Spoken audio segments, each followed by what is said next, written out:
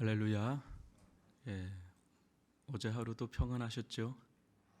예, 오늘 하루도 평안할 줄 믿습니다. 참 하루하루 이렇게 살아가는 게 큰 일이다라는 것을 여러분들 요즘에 많이 느끼실 텐데, 뭐 어느 때는 뭐 컨디션이 좋았다가 또 어느 때는 또 안 좋았다가 이제 왔다 갔다 하는데, 지금 오히려 지금 좀 느슨해질 수도 있는데 또 피곤해질 수도 있고 그런데요. 이럴 때 다시 한번 좀 릴렉스 하면서도 또 다시 한번 마음을 좀 다잡고, 지금 오히려 좀 기도를 해야 되는 데가 우리나라도 우리나라인데 유럽 쪽일 것 같아요. 그래서 지금 뉴스나 이런 거 보니까 미국이나 유럽은 먼저 시작하는 것처럼 막 그러는데, 참 또 우리 그쪽에 나가 있는 우리 교민들도 있고요. 좀 기도가 참 필요한 것 같습니다. 또 계약도 아이들 그죠? 지금 23일 날이라고 하는데 여하튼 간에 그 전에까지는 좀 어느 정도 잡혀야 되는 거예요. 왜냐면 아이들이 그 다닥다닥 붙어서 하루 종일 있어야 되는 게 학교지 않습니까? 모든 데가. 그래서 지금 다 잡혀야 되는 게 23일 전에 웬만한 건 또 잡혀야 된다. 이런 것을 좀 본다면 참 요 한 주, 두 주 요 시기가 우리나라로서는 매우 중요한 시기 같아요. 위해서 좀 기도를 해주시길 바라고요. 제가 오늘 좀 말씀 함께 보도록 하겠습니다. 주님께서 저희들 매 순간의 삶을 붙들어 주시고 지켜주시고 함께 해주셔서 감사합니다. 하루를 돌이켜보면 주님의 은혜라고 하지 않을 수가 없습니다. 이 나라와 민족과 세계 열방이 지금 애를 쓰고 있사오니 아버지 하나님, 코로나가 속히 잡히게 도와주시고 일상의 삶으로 온전히 복귀되는 일들이 속속들이 일어나게 하여 주시옵기를 원합니다. 가정의 울타리를 붙들어 주시고 아버지, 이 직장의 생활에서 또 생업의 현장에서 애를 쓰고 있는 우리 부모님들, 또 엄마 아빠들, 우리 남편과 아내들 주님께서 붙들어 지켜주시고 혹여나 아버지 하나님 어려움을 겪지 않도록 주님께서 매 순간 주님의 돌보심 속에 안전하게 아버지 살 수 있도록, 설 수 있도록 지켜보아여 주옵소서. 주님께서 우리 자녀들을 붙들어 지켜주셔야 되겠습니다. 우리 자녀들 아버지 하나님 이 기간 동안 더 신앙 안에서 또 믿음 안에서 무엇보다 지혜와 총명과 명철이 더 열리게 도와주시고 또 키가 자라게 도와주시고 강건하게 도와주시며 아버지 학업의 길로 아버지 속히 나아갈 수 있는 길이 열리게 도와주시되 안전한 길이 열릴 수 있도록 보호막이 되게 하여 주시옵기를 원합니다. 아버지 주님께서 또 우리 어르신들 붙들어 지켜주시옵기를 원합니다. 거동하기 어려운 가운데 있습니다. 아버지 하나님 어려움을 겪지 않도록 영육간에 강건하게 붙들어 지켜주시옵기를 원합니다. 주님께서 그 마음을 붙들어 주시고 마음의 깊은 평강과 은혜가 있게 도와주시옵기를 원하며 순간순간 기도하는 것마다 응답되어지는 은혜가 있게 하여 주시옵기를 원합니다. 하나님 이 나라와 민족 위에 또 아버지 방역당국 위에 아버지 공무원들과 의료진들 위에 함께하여 주어서 최전선에서 애를 쓸 때 이들의 아버지 하나님 모든 것들을 붙들어 지켜주시고 지치지 아니하게 도와주시고 새 힘을 불어넣어 주시옵기를 원합니다. 우리 자영업으로 또 수고하고 헌신하는 아버지 이들이 있습니다. 애를 쓰는 이들이 있습니다. 하나님 지금 참 어려운 가운데 있습니다. 주님께서 이 어려운 시기를 잘 극복해 나갈 수 있도록 길을 열어 주시옵기를 원하며 병상에 누워있는 성도들과 또 병상에 누워있는 성도들을 두고 있는 우리 가족들로 있는 우리 성도들이 있습니다. 하나님 주님께서 함께하여 주셔서 아버지 하나님 보호하여 주시고 지켜주시고 치료하여 주시고 면역력을 높여주시고 강건하게 하여 주셔서 이 어려운 시기를 두려움 없이 건너갈 수 있도록 인도하여 주시옵기를 원합니다. 오직 우리가 바라볼 분은 하나님밖에 없음을 고백합니다. 온전한 예배 자리로의 회복이 일어날 수 있게 도와주시옵기를 원하며 주님을 더 갈망하고 악무할 수 있는 사모할 수 있는 마음이 일어나게 하여 주시옵기를 원합니다. 깨어 있게 하여 주옵소서. 예수님의 이름으로 기도합니다. 아멘. 예, 오늘 볼 말씀은 신약성경 베드로전서 4장 7절로 11절입니다. 베드로전서 4장 7절로 11절 말씀을 제가 봉독해 드리겠습니다. 만물의 마지막이 가까이 왔으니 그러므로 너희는 정신을 차리고 근신하여 기도하라. 무엇보다도 뜨겁게 서로 사랑할지니 사랑은 허다한 죄를 덮느니라. 서로 대접하기를 원망 없이 하고 각각 은사를 받은 대로 하나님의 여러 가지 은혜를 맡은 선한 청지기 같이 서로 봉사하라. 만일 누가 말하려면 하나님의 말씀을 하는 것 같이 하고 누가 봉사하려면 하나님이 공급하시는 힘으로 하는 것 같이 하라. 이는 범사에 예수 그리스도로 말미암아 하나님이 영광을 받으시게 하려 함이니 그에게 영광과 권능이 세세에 무궁하도록 있느니라. 아멘. 여러분 한번 그냥 원색적인 이 사도 베드로의 음성을 한번 듣는다 생각을 하고 이 말씀을 그냥 액면 그대로 한번 바라보시면 어떨까 싶어요. 우리 7절 보시면 만물의 마지막이 가까이 왔으니, 지금 2000년 전에 사도 베드로의 고백입니다. 또 권면입니다. 또 사도 베드로를 통해서 주시는 하나님의 말씀이지요. 이 베드로의 마음 가운데 또 1세기 성도들의 마음 가운데는 늘 만물의 마지막이 가까이 왔다는 이 종말 의식, 이 말세론적 의식이 늘 있었어요. 워낙에 밖에도 심했고, 그죠? 개인의 이제 개인적인 시간의 끝자락을 봤던 것이겠죠. 또 세상의 끝을 아마도 보는 거죠. 왜냐? 기독교 진리에 대해서 너무 거센 핍박이 다가오니까 이건 말세 징조다라고 하는 그런 의식이 있었다는 겁니다. 그러면서 여러분 한번 보세요.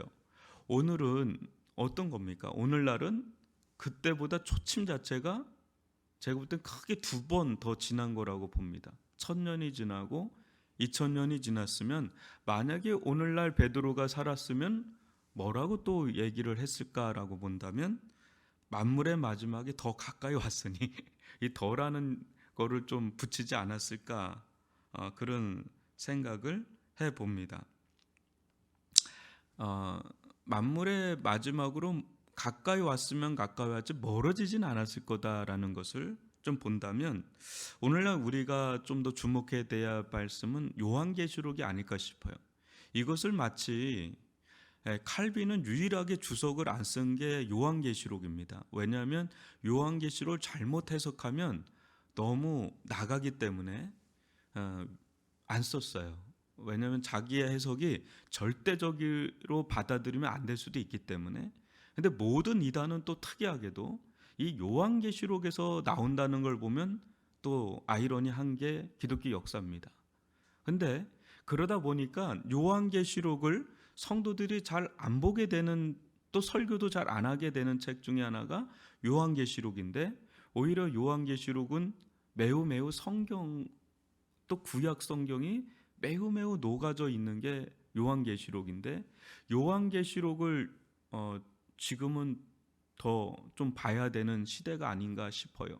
왜냐하면 언제 무슨 일이 일어날지 모르는 시대 속에 우리가 노출돼 있다라는 것을 보게 되는데, 언제 무슨 일이 일어난다 한다 그럴 때 그거는 갑자기 생긴 게 절대 아닙니다. 우리가 모를 뿐이지 쌓이고 쌓이다가 어느 순간에 임계점을 넘어서면서 터지는 사건들이에요. 대부분의 사건들은 다 그렇게 일어나는 거예요.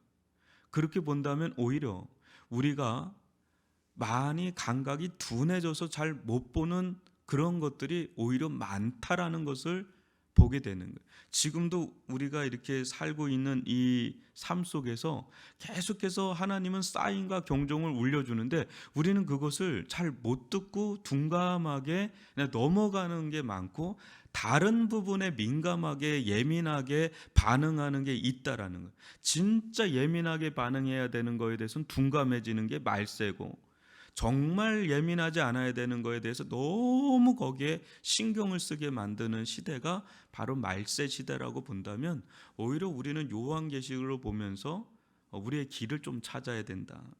어제 좀 이런 부분에 대해서 우리 교육자들과 좀 나누면서요, 함께 좀 또 오후에 또 기도하는 시간을 요즘 갖습니다. 계속 우리 지금은 뭐 기도할 수밖에 없잖아요.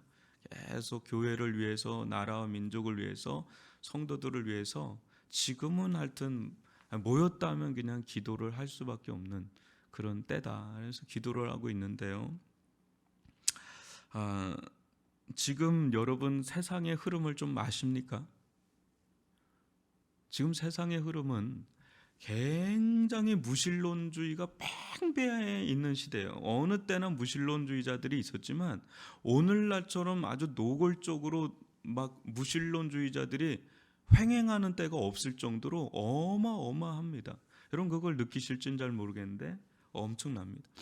이 무신론의 진영 자체가 엄청 막강하고요. 또 한쪽에서는 이 자본주의로 대두되는 이 세속주의예요. 이게 또 온 세계를 지배하고 있는 거대한 흐름 중에 하나입니다. 이 두 개는 같이 가요. 이 무신론주의자들과 세속주의, 이 자본주의는 같이 간단 말이에요. 그 공기 안에 우리가 지금 살고 있는, 그걸 흡입하고 내뱉고 그걸 들숨날숨으로 계속 우리는 지금 거기에 젖어 있단 말이에요. 청정지역에 있는 게 아니라 그게 계속 그 무신론주의의 미세먼지와 세속주의의 미세먼지가 계속해서 우리들 가운데 들어오고 누적되고 해서 우리의 면역체계 자체가, 신앙적인 면역체계 자체가 지금 다운그레이드로 가고 있단 말이에요. 그걸 느끼시질 못할 정도로 계속 그 공기 속에 있기 때문에, 예민하지 않으면 이걸 못 느낄 정도입니다. 예리하지 않으면. 그런 가운데 어때요? 종교적으로는 종교다원주의로 또 팽창해 가고 있고요. 그 속에는 자아숭배적인 사상이, 굉장히 자기중심적인 자아숭배적인 말세론적인 아주 징조들이 지금 드러나고 있단 말입니다. 그런 가운데 어때? 이단이 창궐하는 시대가 또 됩니다. 그런 때 한마디로 말하면 우상화 시대예요. 하나님이 아닌 다른 것이 하나님의 자리에 떡하니 서 있는 우상화 시대에, 그 어느 때보다도 그런 시대에 우리가 노출되어 있어요. 지금 여러분, 사람은 에너지가 있어요. 열정이 있단 말이에요. 이 에너지와 열정을 어디에 쏟아붓고 있는지를 한번 보십시오. 지금은 중단되어 있는데 막 답답한 거예요. 이걸 막 쏟아야 되는데 어딜로 쏟으려고 하느냐라는 거예요. 어딜로. 저는 신천지를 보면서 어떤 면에 대해서는 되게 충격을 받습니다. 왜 충격을 받냐면 그들의 그 에너지, 그들의 열정, 헌신 어디입니까? 아주 거짓된 가르침, 미혹의 영, 그리고 아주 사기적인 그런 사람에게 온통 그네들의 인생의 전부를 마치 걸잖아요. 어떤 신천지에서 나온 어떤 사람이 그 얘기를 해요. 자기가 20대에 신천지를 만났는데 어느 순간에 그런 마음이 확 들어오더래요. 내 인생을 걸만한 게 생겼구나. 근데 이거는 인간론적인 겁니다. 내 인생 가운데 뭔가 인생을 걸만한 게 생겼구나가 너무 좋았대요. 그냥 그거 자체가, 그냥 무슨 말인지 알겠죠? 그냥 그거 자체가 좋았다는 거예요. 그러니까 사람은 미치는 거예요, 그러면. 그런데 그걸 보면서 우리는 바른 참된 진리를 알고 있는 자고요, 성령을 소유한 자이고요, 우리는 하나님을 알고 있는 자잖아요. 성령을 알고 있는 자고 예수 그리스도를 만난 자잖아요. 그죠?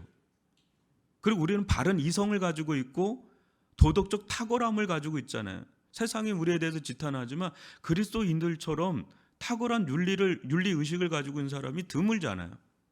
보편적인 수준에서 본다면 그래도 좀 나은 사람들이잖아요.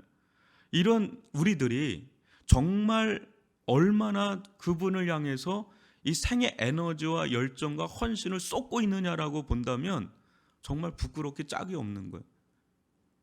왜 이렇게밖에 못 살까라는 거죠. 그거는 우리의 삶의 문제가 아닌 게 되는 거예요. 뭔가 충대한 이 깨달음이 우리들 가운데 빈약한 거예요. 그네도 뭔가 깨달은 게 있는 거예요. 뭔가 본 게 있는 거예요. 뭔가 느낀 게 있는 거죠. 근데 그거 자체가 없으니까 삶을 아무리 그렇게 살으라고 해도 그럴 힘이 없어요. 근데 대신에 다른 데 쏟죠.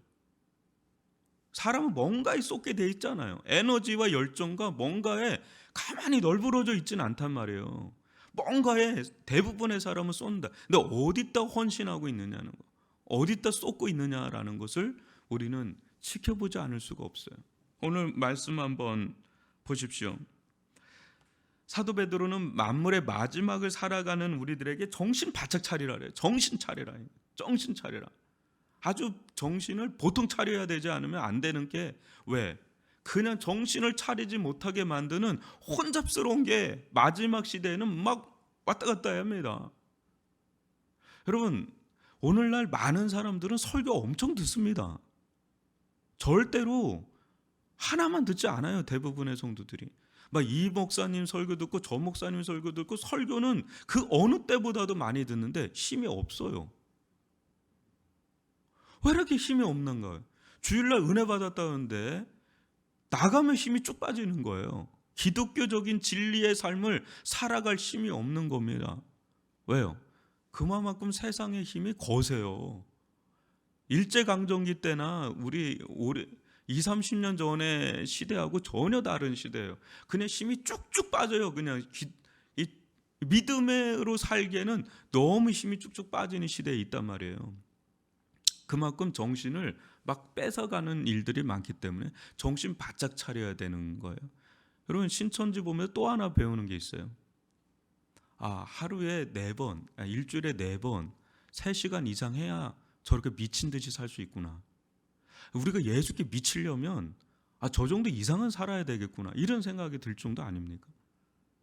이 웬간해가지고는요 예수께 미쳐서 못 살아요. 지금 세상에 막 쏠려서 살기면 살지 그렇게 못 삽니다. 기독교적인 진리의 삶을 살아갈 재간이 없어요. 왜? 내 안에 든 게 없어서 그래요. 내 안에 든 게 없으니까 그렇게 살 힘조차 없는 겁니다. 근데 우리가 일생을 세상을 향해서 종사하다가 끝낼 사람들은 아니잖아요. 하나님을 향하여 헌신하다가 드려도 시원찮은데, 그렇게 한다면 우리는 정신 바짝 차리고 진리의 말씀을 아주 무장을 해야 돼. 아주 단단하게 무장을 해야 돼. 정신을 차리고 어떻게 해요? 근신하라 그래요. 아주 절제를 해야 되는 거죠. 아주 엄청난 절제를 해야 됩니다. 존니라고 하는 분이 있더라고요. 뭐 부자 아빠 뭐 이렇게 하는. 이분은 기독교인은 아닌 것 같아. 근데 하는 말이 뭐냐면 한국 사람들 보면 너무 답답하대요. 너무 부자인 척한대요. 부자인 척하고 산대요. 절제해야 된다고. 절제해야 돼. 이게 세상 사람이 하는 얘기예요. 절제해야 된대요. 일본의 길을 가고 있대요. 일본의 길을. 근데 미국은 그러지 않았대요. 그러지 않으면서 여러분 한번 진짜 부자들 한번 보세요. 부자인 척을 안 한다는 거죠. 근데 한국 사람들 이상하대요. 자기 보길 때는 너무 이상하대요. 일본이 엄청 할 때 그때 먹방을 엄청 했대요. 그리고 해외 여행. 근데 이 사람은 이제 기독교인이 아닙니다. 근데 그렇게 절제 없는 삶을 사는 것 같은 게 되게 위기 같다고 본다 그러더라고요. 제가 그거 보고 좀 생각이 좀 이게 참 그렇구나 이런 생각도 드는데요. 절제를 해야 돼. 근신해야 되는 거예요. 그리고 기도해야 돼. 우리가 정신을 바짝 차리고 근신하기 위해서 기도하는 거고, 기도하다 보면 또 정신이 바짝 차려지고 근신하게 되고요. 이게 같이 가는 거예요. 삼위일체처럼 같이 가는 겁니다. 지금은 깨어 기도해야 될 때예요. 두 번째는 뭡니까? 서로 대접하기를 원망 없이 하라는 거죠. 그래서 이제 이후에 나오는 이 말씀들 보면은요, 은사가 나오죠. 또 11절에 보면 뭐 봉사도 나오고 공급함도 나오고 여러 가지가 이제 교회 안에 공동체의 삶에 대해서 나오는데요. 말세를 사는, 또 마지막을 사는 공동체가 어떤 삶을 살아야 되는지를 딱 보면 그 중심에 이제 8절이 있는 거예요. 사랑이죠, 사랑. 그러니까 결국은 기독교의 요체는 사랑이에요. 왜냐하면 삼위 하나님이잖아요. 삼위 하나님은 결국은 사랑이에요. 사랑은 관계와 관계에서 파생되는 결과물이거든요.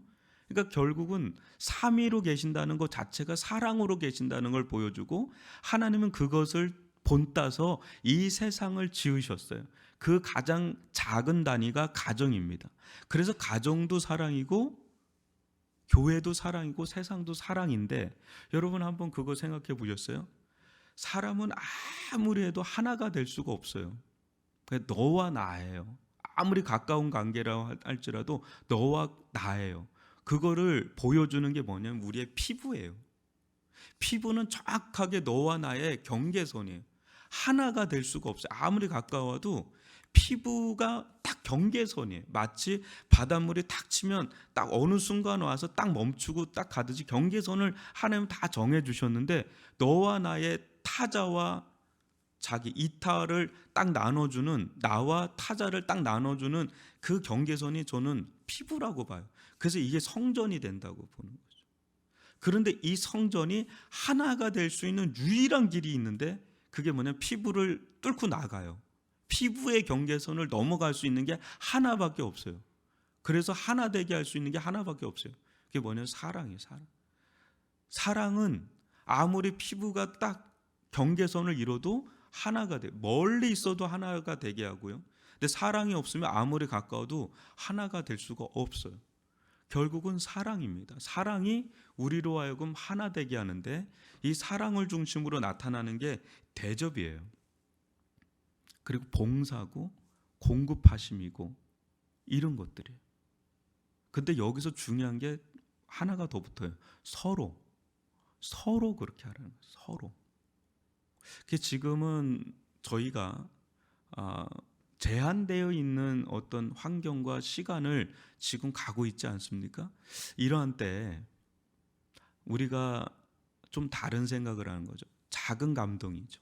오늘 하루를 살아간다 그럴 때 이웃입니다. 철저하게 이웃인데 이 이웃에게 내가 아는 그게 가족이 되었던 또 아는 누가 되었던 간에 감동의 접촉을 하면 좋겠다. 작은 겁니다.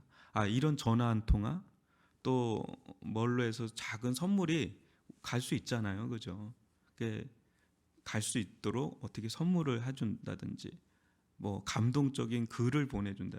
하여튼 작은 이 사람을 생각하면서 이것을 한번, 저는 그래서 선한 사마리아 캠페인을 좀 하면 좋겠다. 작은 어떤 캠페인, 아주 큰 게 아닙니다. 왜냐하면 그런 걸 할 수가 없는 때예요.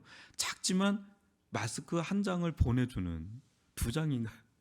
그거를 좀 잉여된 게 있다면 딱 보내주는 그런 거 하나가요, 지금 마음을 따뜻하게 녹여주는 그 감동이 되는 거예요. 서로 대접하는 거거든요. 서로 공급해 주는 거고 서로 은사를 나눠주는 거고요. 그런 것들을 좀 누구 생각나면 좀 기도해 주고요.